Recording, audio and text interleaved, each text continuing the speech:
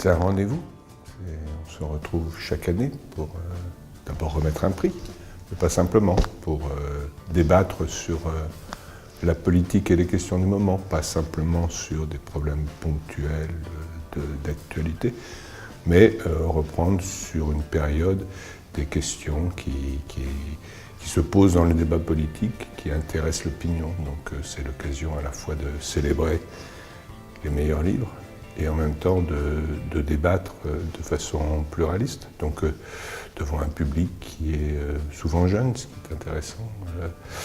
Donc c'est un moment très particulier qui revient chaque année. C'est une sorte d'anniversaire pour le printemps, ça tombe très bien.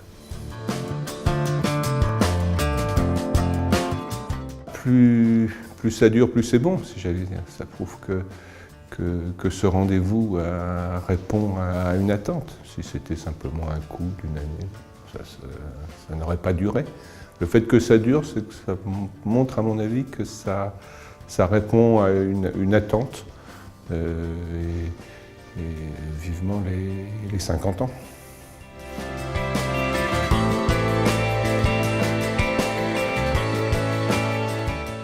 Vous regardez la télé ou vous écoutez la radio, ça passe. Vous lisez un article dans un journal, ça passe aussi. Je suis journaliste, je sais bien que le destin de la presse écrite, c'est de terminer au fond de la poubelle.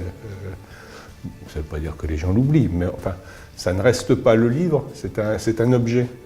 Et parce que c'est un objet, c'est quelque chose qu'on garde, qu'on lit différemment, qu'on relit même parfois.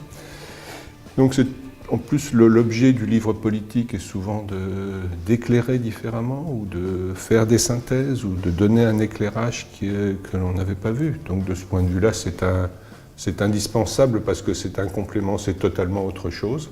C'est parce que c'est autre chose que c'est indispensable.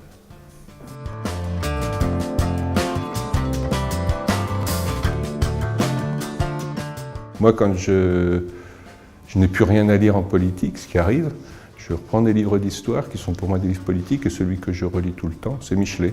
C'est les 15 tomes de l'histoire de la Révolution française, et puis c'est surtout son histoire de la Révolution française. On y trouve de tout. On trouve des tempéraments, des problématiques, des façons de regarder le débat politique, et quel débat politique à cette époque-là, qui ne sont pas les mêmes que ceux d'aujourd'hui, mais qui en même temps les éclairent, les expliquent, et même dans le jeu de la différence, c'est intéressant, ce qui était et ce qui est maintenant.